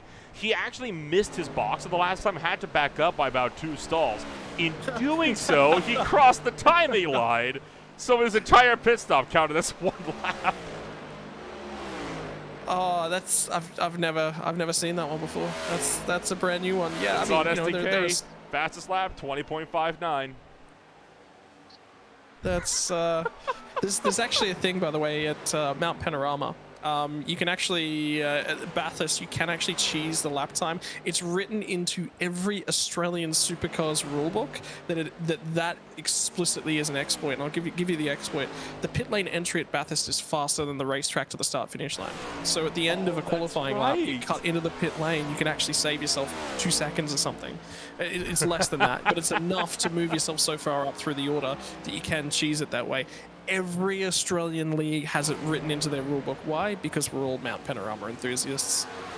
And let me guess, the rule is a qualifying lap has to count by actually crossing the line on the racetrack.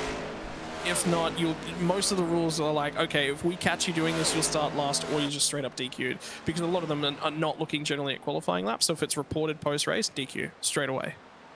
It's fairly obvious when somebody jumps 20 spots higher than they would have been. That's great. Yeah, it's those quirks. It's like Gateway. The pit lane entry at Gateway is shorter than the racetrack. I can tell you, as a driver, I have been penalized for overtaking cars in the pit lane entry. It's really one of those situations, right, where you're really trying to figure out every little ounce of knowledge that you can to try to get an advantage on your opponents. And this happens in the real world, too, all the time. Quite often nowadays, rules are made because people didn't know it was an option. I mean, look at Ross Chastain, right? I mean, with that absolutely Hail Mary move around the outside of Martinsville Speedway, almost no league that I did in that I was ever broadcast for or that I was in had that as a rule, because why would you be stupid enough to try that? But then all of a sudden Ross Chastain did it. Within 2 weeks, every single league had written in a rule, you can't do that anymore at any track. We're not even going to take a chance that it works elsewhere. Talk about dirt. I mean, not iRacing dirt. I'm talking about real world dirt. Look at what they do to their tires. Oh my goodness. to find everyone's got their own mixture too. I've no idea what goes into them. All I know is that the mixtures are super secret squirrel stuff, and don't ask for anyone's mixture. You won't get it. Well, I mean, and they don't play around with their tire rules either. I mean, it was there was something that happened, and it was an absolutely insane penalty that was given in the Lucas Oil Late Model Dirt Series. I'm going to try to track that up and find out what it was, but it was absolutely insane. Just how strict the penalty was. I mean, it was stuff like it was this and this and this and this. It was something along the lines of you're stripped of all of the prize money, you're stripped of all of your championship points, you're DQ'd from future races, you're suspended for a month, and all of that was piling on top of each other as the minimum penalty, let alone what the maximum could have been. They don't play around with that stuff, even in the real world. Yeah, because it's probably been going on for a length of time. The difficulty is catching someone. How do you catch something that you don't know has been going on? And until you're actually aware of it, look at the way the Formula One rule books and their mechanical rules move about all the time. Somebody says something, and everyone goes, "Oh, we didn't even know that was a thing." Have a look at Ferrari's fuel burn. That again still hasn't been proven, and probably won't be until for another 5 years. There's like a freedom of information. After a certain time period, you can actually say, "Yeah, we did it," and they can't come back after you. Yeah. Are you talking about the 2019 secret settlement, quote unquote? Yeah, the fuel pulsing that we all think was fuel pulsing. Yeah. Yeah, everyone's got ways around things, and they all deal with things different. Look at Formula One. It's a technical directive. It's not illegal until we say it is, at which point it becomes illegal. So Dirts just goes about it in a different way. It's all how it goes. That's just the way it works. I mean, you gotta try to sometimes poke the rule book to find out what you can and can't do sometimes. And some of the rules are generally written in a way that can be read ambiguously. You read it and you're like, okay, I understand what this rule's trying to convey, and I understand the sportsmanship behind it, but at the top level they go, okay, it doesn't say we can't do this, so we're going to do that. You have to get explicit writing rule books. Yeah. Just...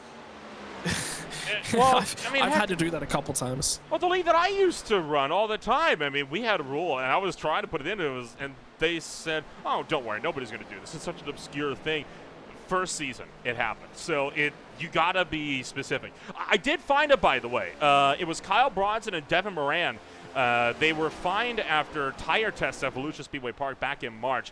The penalty for the illegal tires was disqualification from the event, a fine up to 1,000 championship and track points, return of all earned purse and reward money, a fine equal to the purse money, and a minimum fine of $2,000, minimum suspension of 1 month or 4 races, up to 6 months in duration, a fine of any cost incurred during testing, and the penalty, including fine and suspension, could include the driver, crew chief, car, and car owner, as stated in the penalty notice. That is the minimum penalty that they gave out for that. It is, they don't play around, and I mean, credit to them, right? I mean, they want to make sure that nobody plays around with those rules. You don't want to mess with tires. It's that's how people get hurt, right? I mean, you look at the tire wars that happen in NASCAR and in so many other places. I know F1 had a really bad one in the mid-2000s, and you don't play around with that sort of thing, and they really laid down the law. Haven't heard a word of it since, but there you see Matt Williamson and Mike Milfeld Jr. fighting that out, and Williamson's into the wall.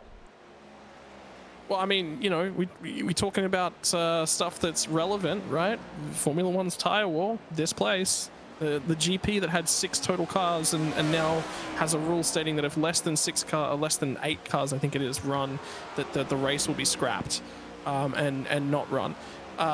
Yeah, that coined a whole thing, and that all came from loads incurred through the banking, which is not an issue anywhere else on the Formula One calendar because the banked corners at Zandvoort, maybe the last corners, are back up to that load level, but you know that was just unique to the tires at that time. Yeah, but have a look at the race. Schlosser's going to try and run this out, and the reason that he's going to try and run this out is because why not? He's not going to lose spots. I think he is going to lose spots overall to Ellison and Higgy as it currently stands, unless he pits now. If he just takes a splash and dash, and the splash and dash is 2 laps, he'll gain those spots back. He'll be actually okay. But at this point in time, the way that he's driving the car is why not? He can't make the line. He's not going to make the line, but if he pits right now, nobody is. He's not going to make the line anyway, so why not? Stay out on track, do all that he can. And that's what his race strategy, even though he hasn't made it work, he set himself up to go, okay, I wasn't going to win the race anyway, but if something fell in my window, and he made his windows really, really large here, he had a chance.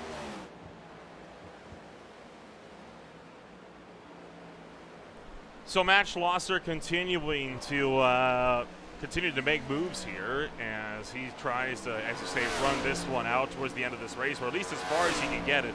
He pitted on lap 79.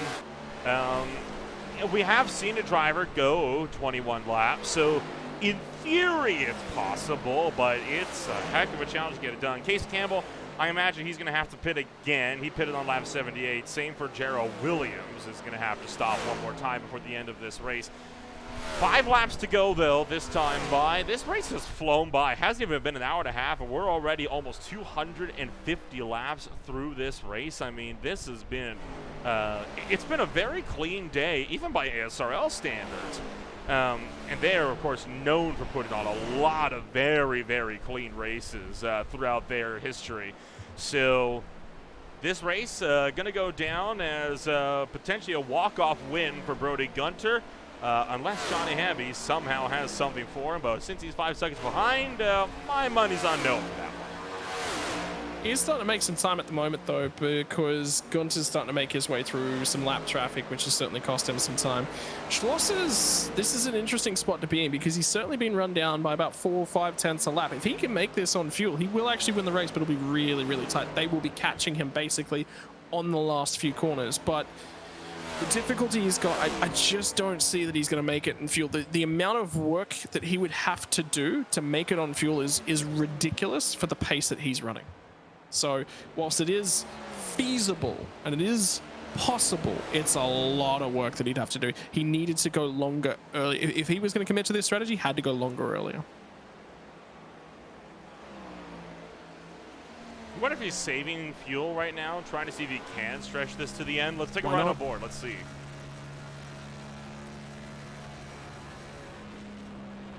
That's a fat no on that one. I think he's kind of accepted that he's not going to be able to do much, and he's just letting this thing run out and play its natural course. So there's two ways to look at it and think about it. There's no reason for him to come down and take tires now at this point in time, so it's just going to be a fuel-only stop.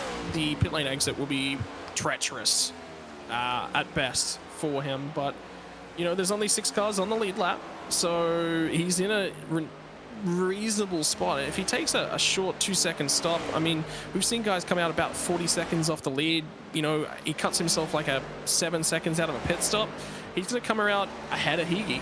But I think in terms of his pace and where he's been today, that's actually a net loss. I think he was capable of a podium on pace today.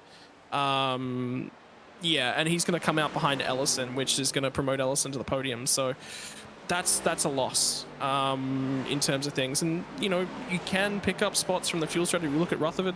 Rutherford's gained potentially some spots on the track and finishing position by running their strategy. But ultimately, I think he would have been faster not saving and not doing a couple bits and pieces. So, it's whilst they've done well to make the strategy work and pull the levers in these directions, has it cost them something? The answer, I think, is a resounding yes. Got a little fight picking up here in the closing laps. Casey Campbell trying to see if potentially he can't run down Mike Milfeld Jr. Well, it doesn't look like he'll be able to do much. In fact, he may have actually just lost that spot, considering how quickly he's dropping off. So Casey Campbell sliding backwards. Thought he may have been out of field, but I do hear that car still underpowered as he comes around through turn 3. Benefit for a few of the guys that are actually off the lead lap as well is that that's extra laps of fuel you don't have to put in the car, right? So they can potentially, it makes it easier on the strategy. All of a sudden you don't want to overtake the leader because you won't have enough fuel for half an extra lap. But 1 lap down, yeah, I can do that. There is Matt Schlosser. He'll take the white flag. He's going for it. If this works, this is going to be absolutely nuts. There you see Brody Gunter closing in from behind.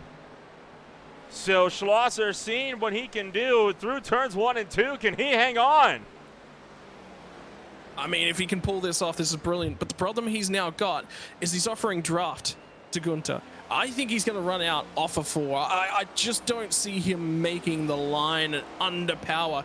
And you can see the time that's already coming out. He's already in trouble. I think he's about out of fuel. He's out! Now. He's out of fuel. Yeah.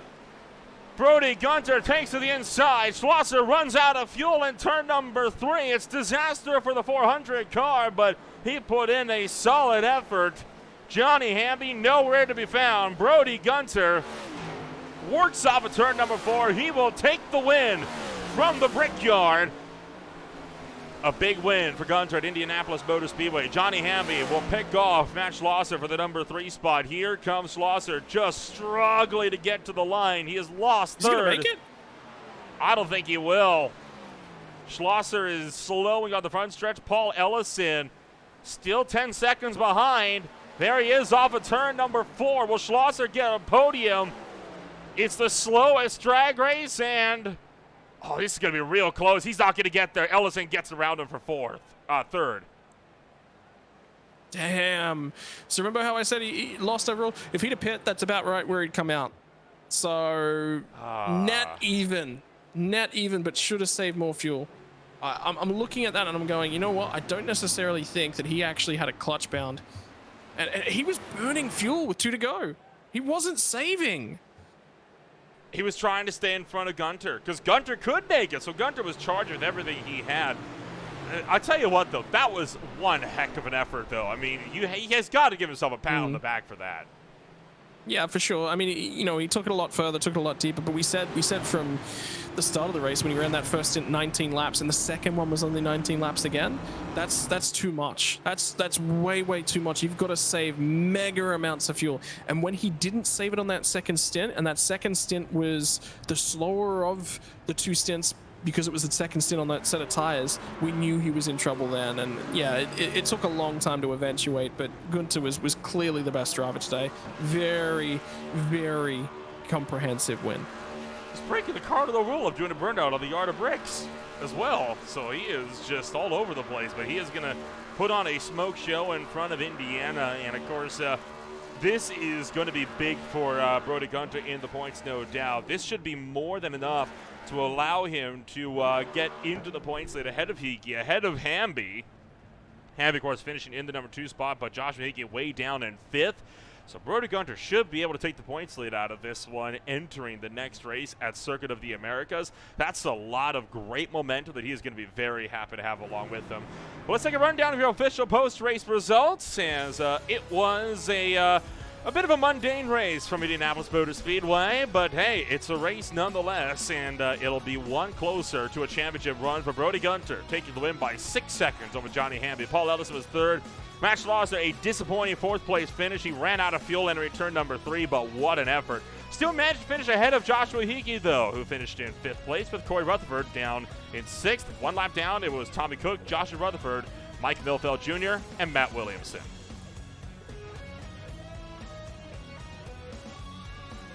Yeah, phenomenal race from a bunch of guys inside this field, and you throw it out to Matt Williamson and Casey Campbell, 10th and 11th. Kyle Zittel, Nate Morris, Rob Williams, Jarrell Williams. Engrav doesn't finish the race. Man, that stings. John Van Leer and Carson George, they had issues early, but for Engrav, that's a tough pill to swallow. It sure is. I mean, he is going to be kicking himself for that one for sure. But there's still a long way to go in this championship, and still a long way to go as well. We look forward to the races coming on up, obviously, Scott. You mentioned you're excited for Circuit of the Americas. I'm excited for Circuit of the Americas. It's a racetrack that is designed for open-wheel cars, specifically Formula One. These cars, about as polar opposite as you can get from them on the road course scenes. How do you think we're going to be coming about for the 36-lap race next week? Difficult. It is a track that tends to really separate drivers. There's going to be a lot of issues. I'm expecting a few spins. There'll be no cautions from that track, I believe, as well. So look, I mean, get your practice in early. Make sure you settle. The biggest note I'm telling the drivers: just drive it easy. Make sure that you run a race without a spin. You'll probably pick yourself up 2 or 3 spots. So a lot of racing still yet to come on Green Flag TV, including just a little while after this one. Tune in tonight for the ASRL Cup Series, as they'll be swinging on out to America's gambling capital at Las Vegas Motor Speedway. Of course, on Wednesday night, it's the Beer League. GT4 Machinery takes it to the Homestead Miami Speedway for the first time since we saw the late model stocks out there 2 seasons ago. And then, of course, it will be the Speed Cup Series coming at you live on Thursday night. That'll be at the Darlington Raceway. The Lady in Black playing host to round number 7 of the Thursday Night Cup Series. And, of course, ASRL back in full force in Austin, Texas next week. For now, my name is Noel Rampel alongside Austin Edstrom, Scott Rankin. There we go. Thank you so much for everyone for joining us here this afternoon, and a big thanks once again for TWR Settle for being a proud sponsor of the ASRL Next Gen Cup Series. We'll see you when we go racing just a couple days from now down at the Lone Star State.